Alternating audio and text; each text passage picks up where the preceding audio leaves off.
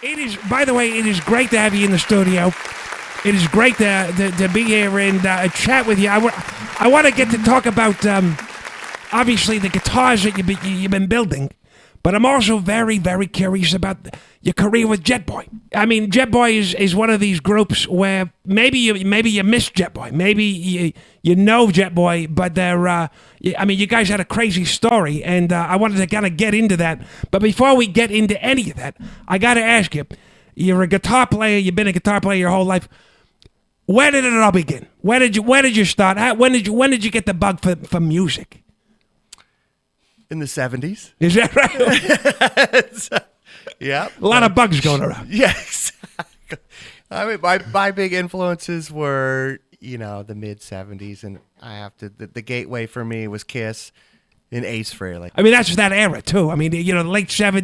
Mm-hmm. Those bands were the biggest thing. Was guitar your first instrument? Was that the first thing you gravitated? Yeah, that's the first thing. I was just exactly. And you're just like, well, I gotta. You know what? I've seen Kiss. I gotta do this. Yeah, it was pictures of Ace Frehley, low slung Les Paul, right, and pictures of like Joe Perry and the Aerosmith, Cheap Trick, all that. That was it. When did you decide? You know what? Let's put a band together. That would have been. I was in high school. I was in my last year of high school, I think, when Jetboy formed. Wow. So you're in high school. I mean, did you know some of the guys from high school? Were they high school buddies of yours? And no, none of them were. Everybody used to hang out on the strip in San Francisco on Broadway, and I met the guitar player Fernie, and we just had the same idea to start a band, and we just hung out, and it just kind of evolved from there. Now Jetboy's kind of known for a glam-ish punk kind of vibe. What was the decision when you guys were playing? Were you like, let's just play rock and roll and see how it works out? Or it was always rock and roll. But for the beginning, for us, we were at the time we were into bands, Lords of the New Church and Hanoi Rocks, right, and Girl. We were also into like the Stray Cats, and you had the early Motley Crue and all that. So it was that whole early '80s movement. How quick was it in San Francisco before things started to kind of snowball? It was pretty quick. Was it pretty? I mean, it was. Yeah. We formed in like '83, '84. We started gigging in '84. By '85, we were playing down in Hollywood. Jeez. And by '86, we had we got offered a major deal with Elektra Records. Right. So you're talking about 2 years. 2 years. Holy cow. Yeah. Jeez. I've had marriages last way shorter than that. Holy smokes. So you're playing around in San Francisco. I mean, and for those listening who aren't in the Bay Area, I mean, you grew up here. The band started here, and then you started to head down to L.A. Where was the gigs just kind of coming? You starting to sell out more? What made you guys decide we got to go to L.A.? Well, we started playing we were playing at the hometown, San Francisco. We started doing well, filling clubs up, and before the band was complete, Fernie and I used to go make trips to L.A. This would be like 80, 83, early 84 maybe. And that's where we met a lot of people we ended up doing shows with. And one of them was Guns N' Roses. Met Izzy and Axl back before Guns N' Roses was a band yet. They were doing Hollywood Rose. And every time we went to L.A., we'd hang out. We were all into the same thing, Hanoi Rocks and Girl and all these kind of underground bands at the time, still underground. And so when we started doing gigs, when we started doing well in San Francisco, it was it just made sense. We used to still go down to L.A. Let's take it down there, and that's when we teamed up with Guns N' Roses and L.A. Guns, Faster Pussycat. Right, and these guys were just all kind of getting their start around that same time. Yeah, we were all new bands. We were just we were baby bands. We were just playing. We were kids playing. I mean, playing music. You're probably 19, something like that. 19, 20, yeah. So you're 19. You're hanging out on the strip. You're in Hollywood. Give us an idea. I mean, obviously, there's been a lot of books, a mythology written, about that era. But I mean, as a 19-year-old, I mean, did your parents know what you were up to? Did they have any idea? Yeah, they knew what I was up to, but not. They weren't there, so they didn't see all the insanity. But the limos. All our parents would come to the shows in the early days. Is that right? Yeah, they got a kick out of it. I mean, we were pretty out there in the early days. And so, but you're in L.A. You get there. I mean, and there's obviously, all the old clubs are there, and things are kind of booming. I mean, by 84, 85, I mean, there's been, Motley Crue is already kind of, They're huge. they're huge at that point, and a lot of groups, Quiet Riot, Yeah, that's all that the era. big bands, So we were like the next wave, Motley Crue, Quiet Riot, Rat. I don't know. There's tons of other ones, but they were all arena bands by that point. Right, of course. So we were at the stage when when they were playing clubs, and we were starting. We started packing clubs, the Troubadour, the Roxy, the Whiskey. How long did that take for Jetboy to kind of get acclimated in L.A.? It was relatively fast.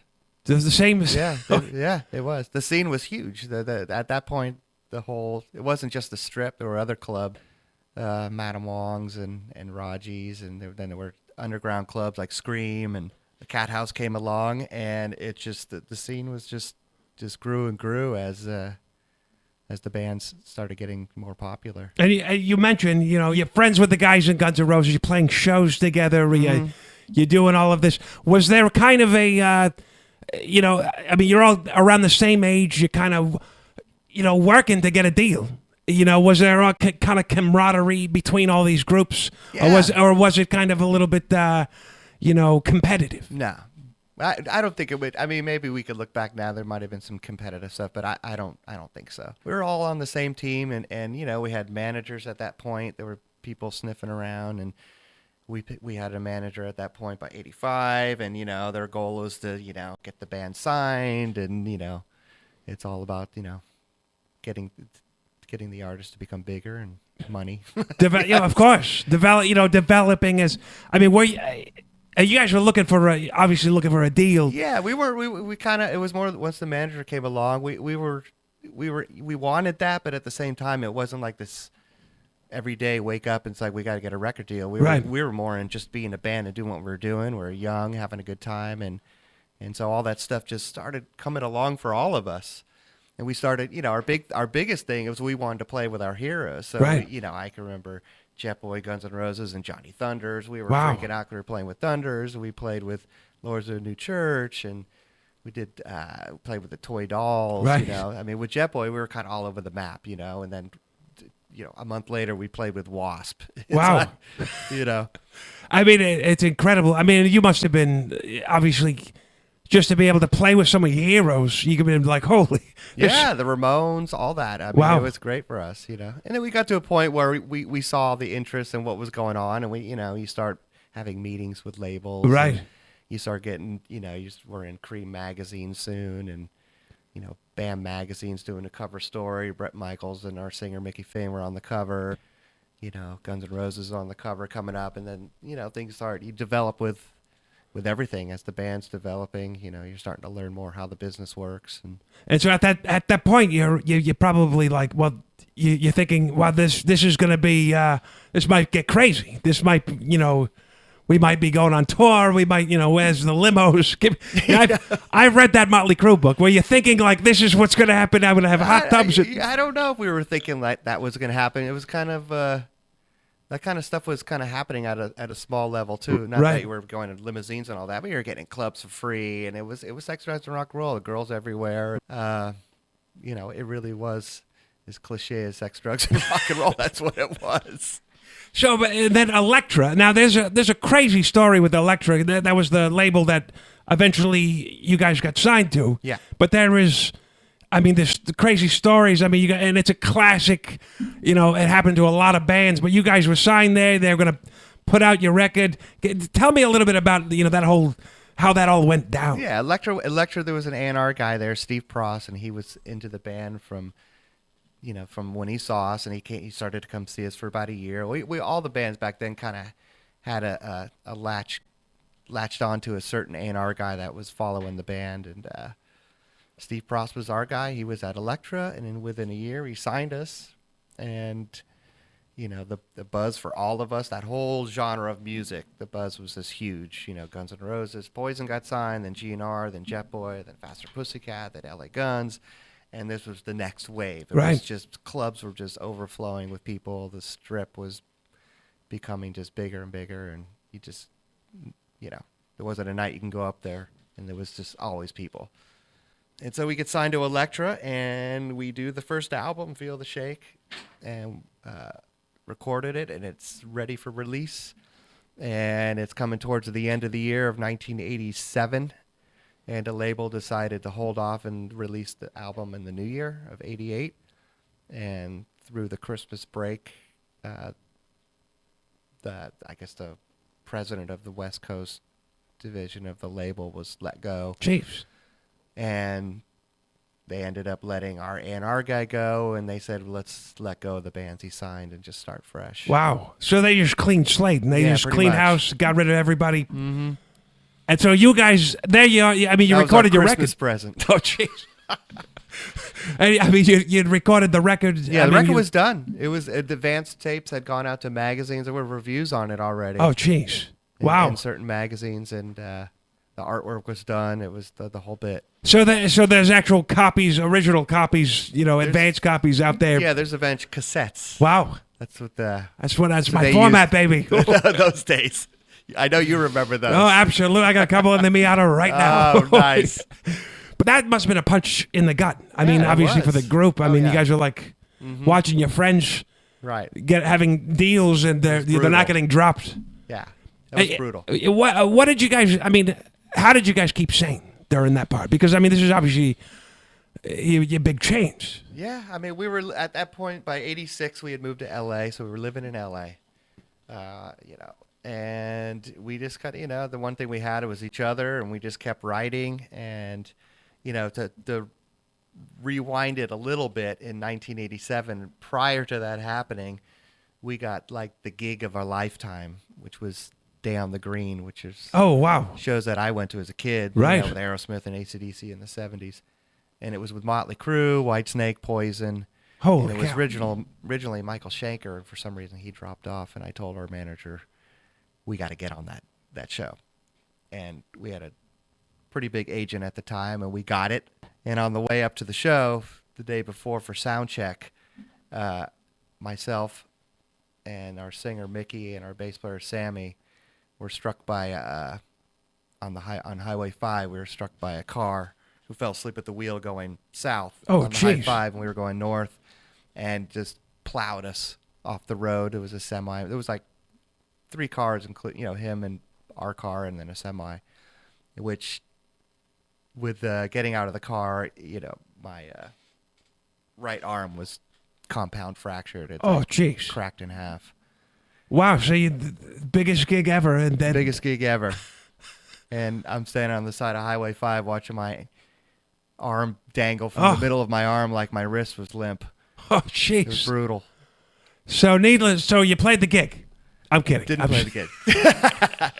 I insisted I played the gig. Did you I try? told the doctor it's a broken arm, put a cast on, I'll go up there and fake it. Right. But he's like, no, it's a little deeper than that. You broke your arm in half. It's compound. Oh jeez! We have to do surgery, and they had to rebuild my arm with plates and screws. So how long did that take for you to recover? Realistically, close to a year. Wow. So did But that? I was playing with a cast because I did do that. Sure. But I mean, that must have really set back the group a little bit too, as well. Yeah, I mean, it did. Well, ironically enough, we got dropped, and we were set back in another way with losing our record deals. right. Now you mentioned Sammy. Sammy came in. He replaced the original bass player, Todd Crew. Todd. Yes. And there's a lot of theories about Todd, and you mentioned obviously the sex, the drugs, and the rock and roll. Can you tell me a little bit about Todd he was into alcohol and drinking, and he was a young guy, and you guys you basically had to confront your friend and basically say you can't do the gig anymore. Right. I mean, you being a kid yourself. I mean, was that tough on the group? I mean, obviously. Yeah, it was tough. It's tough for anybody. We were not everybody was an angel in the band. Everybody Right. was doing some sort of drugs or drinking or whatever. And Todd, he was a big drinker, and then he really did take it to a level at one point with the drinking where we couldn't rehearse really. Right. We'd be just a little too out of it. And slowly he really wasn't into heroin, but he had done it, a few times. But it got to the point really with the drinking, showing up late and not being able to really perform, and the label and producers coming down, and you got so many people barking in your ear what you Right. need to do. You just don't even really know what you're supposed to. Everything's confusing. and we chose to, his name came up a few times with producers saying, we need to do something with your bass player, Right. getting them together more, and our manager, and so we did as many, whatever you call them, trying to get him to Interventions. interventions before interventions. We tried Right. to talk to him and we need you to at least not telling you not party, but just party on time when we're not working. Right. And, it just got a little after so many times. We just decided we were gonna let him go. Right. He knew it. He walked in the room. He goes, "I'm getting fired." And we're like, "Yeah, we're gonna, our manager and everybody's there. How I remember the day in the room and everything, but everything that was said, I don't remember Right. too well. But we had Sammy Yoffa who was when Hanoi Rocks, original bass player, and That must have been crazy. yeah, for us it was like we knew he was gonna do it, and we were ecstatic, and it was great when he joined the band. It just bumped us up like so many notches. It just changed the band. Just musically, he was just so talented, and he already been around the block doing it. I mean, obviously, the record didn't come out with Elektra, and then I guess it was shortly afterwards. Did MCA is the label? They kind of came around and kind of rescued you guys and kind of Pretty much, yeah. We did the record. Todd was out of the band in June, and we recorded, May, June, something like that of '87, and then Sam jumped right in, and we started recording the album in July, August of '87. Now, did you have to re-record the record, or was No, it? that's with Elektra, so that's pretty much the time frame is July, August. We're still with Elektra. We recorded Feel the Shake. October 9th of '87, we were in the car wreck, and then December of '87, we were let go by Elektra, and by the January after the Christmas break, Michael Goldstone, who was at MCA, he wanted to pick up the band instantly, and he just wanted to have MCA purchase the masters from Elektra, and that's what we did. And so you put the record out, and they immediately you guys go on the road, you're touring. What was the extent of the touring that you were doing for this record initially? Well, yeah, to make it even more drawn out, it took nearly 6 months or more for this label, the MCA, to actually solidify the deal. So Jeez. we would do local shows, come up to San Francisco, and try to keep busy as busy as we can. We wrote, so by the time we were ready to do the record, we had written a song, "Make Some Noise," and Michael Goldstone loved the song. He goes, "I want to put it on the record," so we go back to the studio and record that. By the time the album came out, it was November, October, or something like that of '88. Some time had passed by that. Yeah. There was always some sort of bump, because after bumping the road, it was after Todd was let go from the band. 6 months after that, he passed away. He OD'd. Right. And that's got to be huge. That's in between the car accident and getting dropped. Right. Jeez. So I mean, it was not even a punch to the gut. It was a combination. Being tested. I don't know what it is. Jeez. How did you? I mean, obviously that's got to be that has got to be an eye opener, a shocker. Yeah, he was the first casualty of our age group and all of us bands that didn't make it through. The rumor is that he was hanging out with the GNR guys at the time, and once we started doing shows with GNR, Todd took a real liking to them, and we were all good friends. I was really tight with Izzy. We all had our pals in certain bands, right? And he got really tight with Slash and Duff, especially, mainly those two guys, and.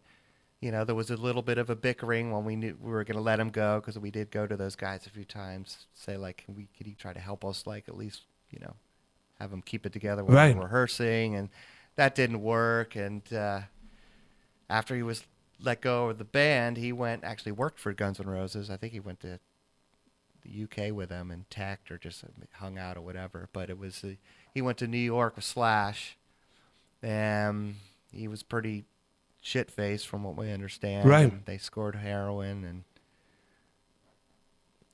that's did the deed, and he did. Yeah, he OD'd. It's 21. Incredible. I mean, 21. Yeah. Jeez. I mean, so And you guys are all just kids at this Yeah. point, too. I mean, and it's crazy. When you look back on this stuff, does it, I mean, first off, were you ever able to kind of, as adults, kind of talk to those guys, the GNR guys, about all of that stuff? Did you ever get a chance to? Well, we've talked after the fact. It was a pretty, if people know the history, people have read the books. There's, Right. They've said some, unnecessary words, I feel. Really, a lot of it's embellished stuff in some of the books. But, there's been some apologies and just like, Acknowledgement. yeah, I mean, I think Duff said it best in his book. He goes, I hated Jetboy I was really mad at Jetboy for firing Todd, but ironically enough, we found ourselves in the same situation a year later with Steven Adler. So, Right. It's It's wild because, I was thinking about this last night as mountains of research, but just digging deep. And I was thinking it's got to be it's just got to be a tough thing on kids because you have this career thrown at you. You're kind of coming in. You have to dealing with the business side of things. You got friends, and your egos are developing. As more that. success. Yeah. And then your friend dies. It's got to be a very challenging. It was just a challenging time. To kind of grow up out of this. right. And Todd was out of the band, and we knew it was one of the things we said. He's not gonna live if he continues this Right. way. And to rewind it back to February of 1986, for me on a personal end, I lost my father to a heart attack. Jeez. But it was also, it was a lot of it. They don't say it, and it's not really talked about in my family, but there was a lot of drinking, Right. smoking, a lot of, abuse, which I believe led to that at 47, So for me, I was going through a lot of emotion stuff. At Sure. the time with all Did that. And then it- with Todd, and it was heavy duty. It was. Did that change the way that you kind of looked at the business or the drugs or the drinking or in a way, yeah. did you kind of maybe I need to peel back a little bit or is it? Yeah. I mean, I did. I didn't really dabble into the heroin Right. and stuff. I drank. I was very into smoking pot and numbing myself that way. Sure. Then now let's talk about you guys continued with the MCA deal. Yeah. And you guys was together for a while, but obviously, as history shows, the music industry changed. MTV starts playing. They start switching formats. Tell me a little bit about that transition from once the record comes out. Were you seeing what you had expected, or was it kind of like were you disappointed at your management or whatnot? Tell me a little bit about how that happened once the record was released. Right. Well, I think at the time I think we were disappointed by that because while we were sitting around getting Feel the Shake ready to be released and doing artwork and video and interviews and all that stuff, we were watching bands that used to open for us on MTV Right. becoming big, and that was a tough one. GNR started blowing up. Poison had already kind of blown up, and it was great seeing that because they worked their asses off. You love them or hate them or whatever it is. So for us, there was some difficult times of sitting in our apartments, knowing that we did feel that we got kind of lost in the momentum. And when the album came out, I think I feel that if it did come out when it should have come out, it would have been way more successful. Right. So I think we did get lost in the shuffle. You read stories that it's like they were formed in late 80s and, these other bands that were not even bands when we were playing clubs. Like Nelson. They weren't even a band. But of course. That's what came to mind. How did you guys decide, well, you know what, for now we're going to put this band on hold or break up the band? How did all of that kind of decision making come to head? Towards the end of things? Yeah, towards like the early 90s. Yeah, well, we toured Feel the Shake. We went out with our friends Kicks. We were Right. good buddies with them, did a lot of local shows, club shows with them in the early days, and then we got offered to go out with Stryper, which personally for me was kind of like, is there anything better than that? Right, right. They're like, well, that's all there is, so you could stay home and do that. I'm like, all right, we'll go. And after that, we came back, we started writing for the second album, Damnation. Was a second one also on MCA? That was on MCA, and that was the record that the stories they give us. Oh, they're going to feel more comfortable doing a record with everybody at the label by being signed there. And our A&R guy was gone. He went off. Michael Goldstone became his nickname was Goldie. He went off to Mercury, and he signed Mother Love Bone. Right. And then that fell apart with Andrew Wood passing away, and then he pieced together his band Pearl Jam, signed them, and then he went on to Columbia, and he found this band Rage Against the Machine. So he was just like falling upwards and upwards. Right, he just kept finding bands. Yeah. Crazy. Yeah, to this day, he's like one of the very successful A&R guy from his signings. It's funny because Jetboy, had this trouble with A&R guys. When you look on the business at that era, I mean, it's such a it's timing. It really is. I mean, are you philosophical about that kind of stuff? I mean, obviously the business is not even. It's all timing. People wonder why certain bands are big. It's like you always hear that. It's like it's really timing. You fill a void in the industry, or everything lines up right. So how did you make the transition out of the group? Were you like, all right, I got to start another group, or? Yeah, well, after we did Damnation, before we did Damnation, we did probably one of my highlights of the early careers. We toured with Cheap Trick, which is one of my all-time heroes. Of course, I'm wearing the shirt right now. It's Cheap Trick on it, so still a big fan. Did you get that on the tour? Yeah, right. And then we did the record, and we did pre-production. We went to Japan. We did some dates in Japan. We came back, recorded Damnation, and then we went out and supported that. And then we came back, and it was just done. The label let us go. The shift was happening. The Seattle movement was happening. It was huge for the next few years. I mean, it's huge, yeah. And it's interesting because I look at the industry at that point. If the industry is, CDs are coming in, vinyl's going out. Mm-hmm. There's, MTV's programming changes.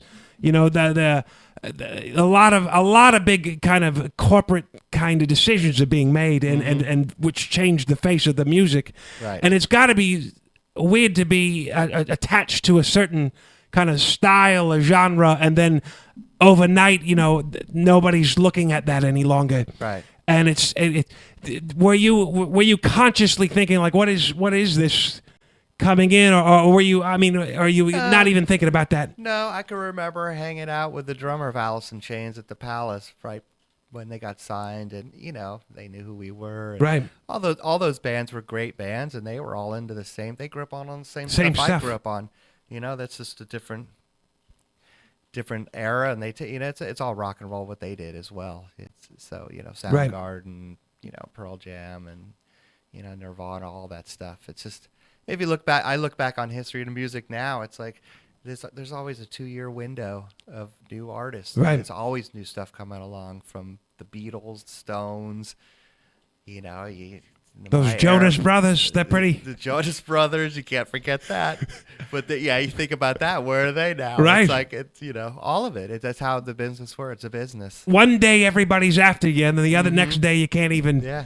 Get a cab. It takes time to go by for the fashion to come back in. Bell bottoms were hot in the 70s, and here they are now. Here they are now. Exactly. That's how it works.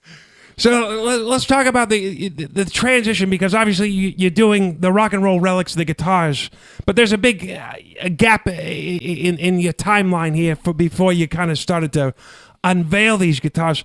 At the end of the Jetboy era, were you doing like tech work, or what were you doing? Yeah, I at the end of Jetboy, we ended it, and then we tried to revamp it, and it just, we all moved into an apartment in Haight-Ashbury, and that just started, it just dwindled away. Right. We were doing a metal band, Mickey and Fern and I, called Mind Zone. We were into bands like Pantera and Prong. Sure. That was kind of the next wave of stuff.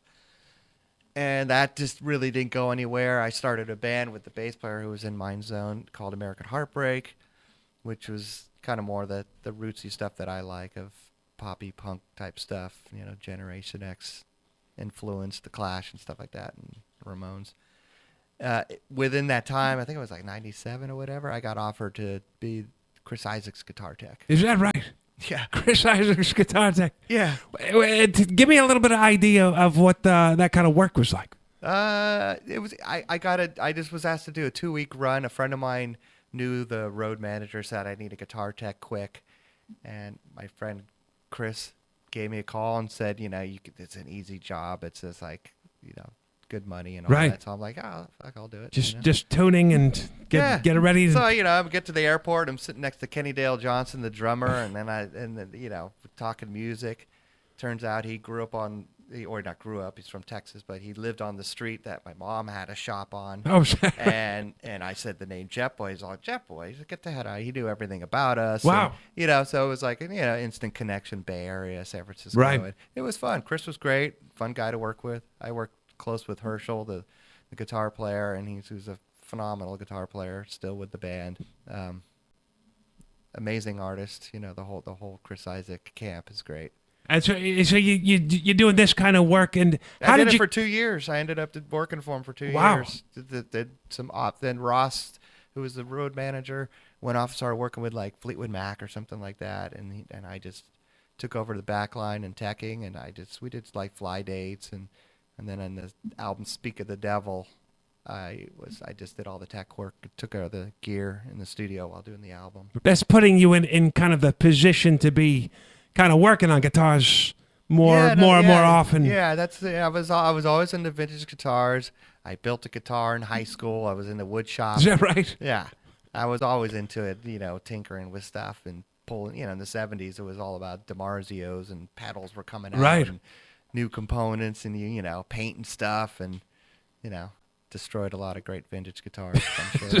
But thousands of dollars down the drain. nobody knew then, people were routing them out, put Kahlers in old, right. Les Pauls and, 59s and stuff.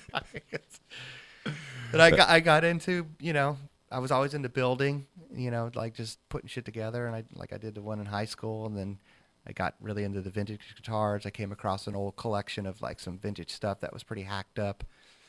And I restored some of them, and that's when eBay started. I started selling stuff online. Then I sold this 66 Telly I had, and I refurbished. And then I saw people building these, aged guitars. I think I saw like Nash, and it was this Melody custom guy. He used to build stuff and had a website. He really built some really cool Tellys. And so I just started doing it for fun, for my own thing. And then it just got to a place where like I need to figure out what the hell I'm going to do with myself. Right. Did you ever build a guitar? Was there like an aha moment for you where you like you've built something, you're playing it, and you're like, heck, I can maybe try to sell this, like on my own. Was there that kind of moment for you? Do you remember, kind of building a guitar? The moment I saw it on the internet, and I just saw with online is with eBay and just websites popping up of small builders starting to do stuff, and I just said to myself, I was like, wow, I got nothing to lose, build a website and see what happens. And so that's when Rock N Roll Relics was born? Yeah. Mm-hmm. So pretty much. And how long ago was that? It's probably 10 years now. Wow. Maybe longer. So Time flies. I can't keep up sometimes. You're telling me. Yeah. I took a nap about a month ago, and so it lasted 3 weeks later. Yeah, exactly. Woke up 3 weeks later. I take those. Fingernails was 6 inches long. So you started 10 years ago, and you started building guitars.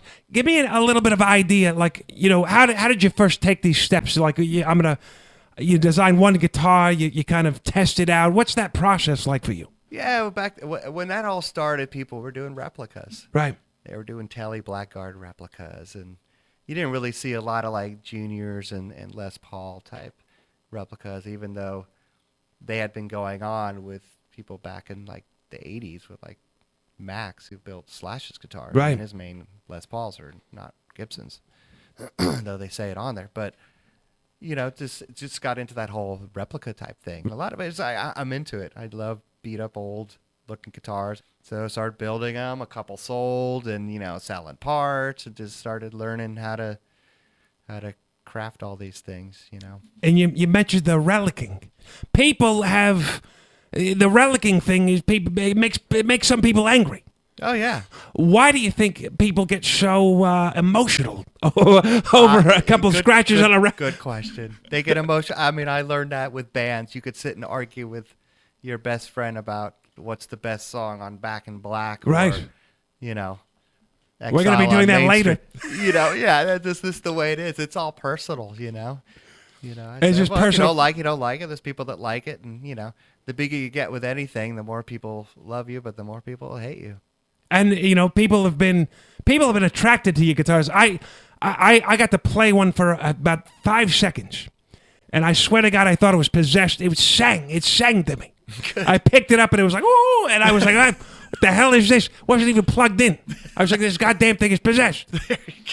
I almost got my Ouija board out just to see what was going on with it. People respond to these things, and that's the thing that I've noticed. I've never seen a bad review of one of your guitars. What is it? What's that like for you? To get such a kind of an honest reception from people you admire who've played your guitars, people who own your guitars. That must be kind of a validating. Oh, it's great. Inspiring thing. Yeah. I've been, I'm pretty fortunate with that. For me, with the guitar, you could get so deep with the wood and this and that, but, you get a good piece of wood, not too heavy. Some people like heavy, even the middle or light, and a good pickup and a good finish job, a thin finish, and you set it up good, you're going to have a great guitar. And that's the secret. It's not rocket science, really. God, I was hoping there was more mystery. You're making it sound so simple. There's a lot of people that can get deeper than that. Right. Which that's fine. I'm all, I'm a don't bore us, get to the chorus type person. Right. Simplicity, less is more. And very simple. But some of those finishes you do, it look pretty complex. Mm-hmm. You've got like a finish under a finish, and yeah, that's kind of a new thing you're seeing. With back in the old days, Fender would paint over. They'd have a bunch of bursts, and then they started doing custom colors. So they would grab bursts and just spray black or white over it, and they just back years out. Later, they would burn through from being played a lot. And it's kind of a trend. It's a cool thing. So now the whole boutique world is all out of the box stuff now. It's like, what can we do that wasn't done with pickup configurations, finish work, and just making it the same but yet a little different. Do you go to great lengths to relic guitars? Is there like a certain, like, if you have like a customer you're not happy with, you like take his guitar and throw it out the window? That's a good one. I haven't done that yet. Oh, you're gonna get a great relic. I might get one of those. You never know. I'll do that to the guy who doesn't like relicking. Right. Just drag it out of your car. Right. Yeah, there's a love for that. Again, I like, some people like to wear, shiny brand new Converse, and some like to have them beat up like they were in the Ramones. It's just, I take the Ramones route. So how many models have you produced under the Rock and Roll Relics on the site? I don't even know. There's probably like 10 or is that right? Maybe more. And what's the process like if you're going to introduce, say, a new model? Like, do you brainstorm, you think about it, or you does it come to you, or you just, do you test it out? What's that process like? A lot of what we do is like it's vintage style stuff. We have our LP style, but it's its own shape, like a lot of these other companies do. So it's all based on retro-y type stuff, but with our own twist to things and making it our own. So with new models, we've got a couple new ones coming out, and we're not reinventing the wheel. The wheel spins fine, so. That's a good business. That's right. Hey, we're in the wheel business. So we got a couple new ones coming out, and it's got, they'll be a little different, but yet, it's going to have its throwback too. So for the listeners, I highly recommend everybody check out the guitar, check out the website. What's the website's Rock N Roll Relics? .net. Yeah. And you can see, I'm in love with the gold top. I look at all these guitars. I can't play them because of the arthritis. But I can barely pick them up. But they look at them. Gorgeous. Like artwork. It's really fine artwork. Well, and that's what the vintage stuff has become. The old ones. Absolutely. Look at Keith Richards' guitar. Don't play. It's like it's like artwork. It's amazing. Yeah, it was naturally worn. If you're in your 40s or 50s and you don't tour, you'll never age it that way, sitting in your bedroom. So people, some people like it, some don't. Do you have any relicking stories gone wrong? Do you have any of those? I can't think of any right now, but I'm sure. They relic sure the whole headstock right off this guitar. Yeah, right, exactly. Burned right through it. Right. My Miata's a little relict. I think you might enjoy. I remember those things. Oh, yeah. You should check out my Instagram. It's just filled with Miatas. Hashtag the Miata Spotter. Check us out online. Well, Billy, I want to say thank you so much for coming into the studio and telling us all about, giving us the Jetboy lowdown, but also sharing all of this great information about the Rock and Roll Relics. What's next for you with the company? Are you got any more? You got any new models? Or are you trying to? We got a couple new models that'll be coming out, and just growing the business. I've been lucky enough. I dug into some old friends who have had success in music. Gilby Clarke and people like that. They dig my stuff, and they've been playing them. And I saw the Billy Joe Armstrong. Yeah, and that just kind of somewhat naturally just happened. Right. He loves my stuff, and Peter Buck from REM, Walter Becker from Steely Dan. Jeez. So people are starting to it's some hear cool about names. It. It's got to be wild for you. Yeah, to be able to hey, Billy, I want to say thank you so much again for joining us. Check out rockandrollrelics.net, and is there any other sites? Jetboyrocks.com. Jetboy Rocks, and you guys are not the. Any Jetboy appearances coming up? We put out a new record. We just got it approached by a label, Frontiers Records. And, they have a lot of the bands from, the classic groups. What some people call has-beens, whichever word you prefer. It works. But yeah, we're gonna do a new record. That's great. Maybe I should get my record out. Yeah, that'd be. Yeah, there you go. Let's just say, well, we're gonna hop off. We're gonna take a quick break, and after the break, we're gonna be opening the phone lines. We're gonna be speaking to our old friend Petro in Atlanta, Georgia. It's gonna get crazy. Stick around. Thank you so much again, Billy. We appreciate it. Let me give you a little closing applause. There he is, Billy Rowe.